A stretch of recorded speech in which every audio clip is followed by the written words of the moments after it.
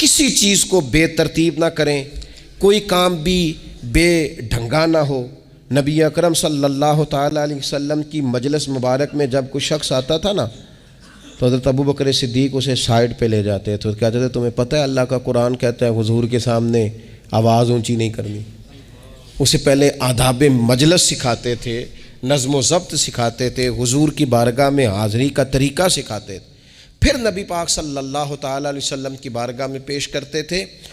ہمارے بے صبرے ہو جانے کی بڑی وجہ بھی یہ ہے کہ نظم و ضبط نہیں، ہمارے جلد باز ہو جانے کی وجہ یہ ہے کہ نظم و ضبط نہیں، ہماری طبیعت جو بہت زیادہ ڈسٹرب ہو جاتی ہے، ذہنی الجھاؤ پیدا ہوتا ہے، اس کی وجہ بھی یہ ہے کہ نظم و ضبط نہیں ہے۔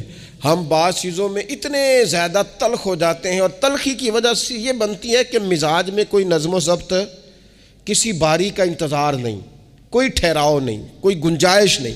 ماحول میں نظم و ضبط پیدا کریں، زندگی میں نظم و ضبط پیدا کریں، اپنے بچوں میں نظم و ضبط لائیں، اپنے اداروں کے اندر نظم و ضبط پیدا کریں، اور پھر حوصلہ رکھیں، ہمت رکھیں، تحمل مزاجی پیدا کریں۔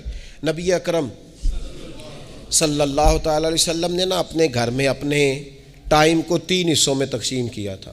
ہم گھر کے اندر جاتے ہیں اپنا ٹائم تقسیم نہیں کرتے، یہاں تو کوئی بندہ مطالبہ کرتا ہے تو ڈانٹ کے چپ کرانے کی کوشش کرتے ہیں، تھکا ہوا ہوں خبردار بات نہ کرنا۔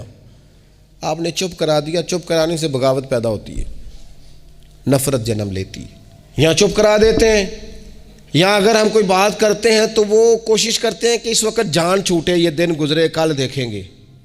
اس سے کیا ہوتا ہے، اس سے جو شخص آپ کے سامنے بیٹھا ہے اس کی امید ٹوٹتی ہے، وہ کہتا ہے یار یہ کیا معاملہ ہے۔ بچوں کی امیدیں ٹوٹتی ہیں، گھر والوں کی امیدیں ٹوٹتی ہیں کہ یار یہ تو جان چھڑا رہے ہیں۔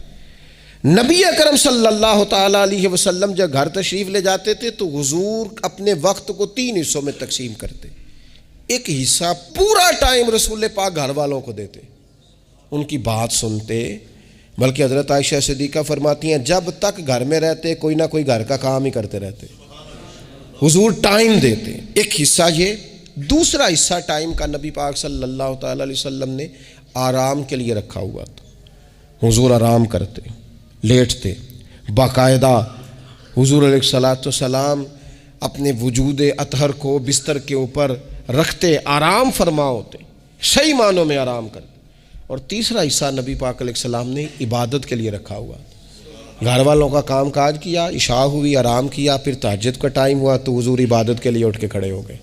یہ گھر کے اندر، مسجد میں نہیں، مسجد کا تو جو عبادت کا ماحول ہے نماز کا وہ الگ ہے، گھر کے اندر اس بات کو اچھی طرح سمجھ لیں کہ گھر کے اندر جب آپ جائیں، اب تو بڑوں کی شکایتیں آنے لگی ہیں، پہلے بچوں کی آتی تھیں، اب تو 50 سال کے آدمی کی شکایت آتی ہے کہ گھر آتے ہی موبائل کھول لیتا ہے، ادھر ادھر دیکھتا ہی نہیں، کوئی سنتا ہی نہیں۔ اس طرح تو ہمارے اپنے ہم سے ٹوٹ جائیں گے، بکھر جائیں گے، ہمارے بچے خدا جانے کیا سوچنے لگیں گے، کسی اور سمت نکل جائیں گے۔ وہ جن کو ہماری باتوں کی، ہماری شفقتوں کی، ہمارے پیار کی، وہ جس پوتے کو، جس چھوٹے بیٹے کو دادا کے والد کے کندھوں پر کھیلنے کی چاہت ہے، وہ تو اس سے محروم رہ جائے گا۔ ہمیں وقت دینا ہے، ان کو ٹائم دینا ہے، اس ٹائم کو مرتب کرنا ہے۔ نبی اکرم سید عالم صلی اللہ تعالیٰ علیہ وآلہ وسلم حتیٰ کہ میدان جنگ میں بھی حضور چیزوں کو مرتب کرتے۔ عرب کے لوگ جب جنگ کرتے تھے نا تو وہ سمجھتے تھے اسلحہ بڑا ہے، طاقت بڑی ہے، ہم نے کر لینا جو ہمارے جی میں آنا ہے۔ حضور کا طریقہ مبارکہ یہ تھا کہ جنگ میں بھی نظم و ضبط۔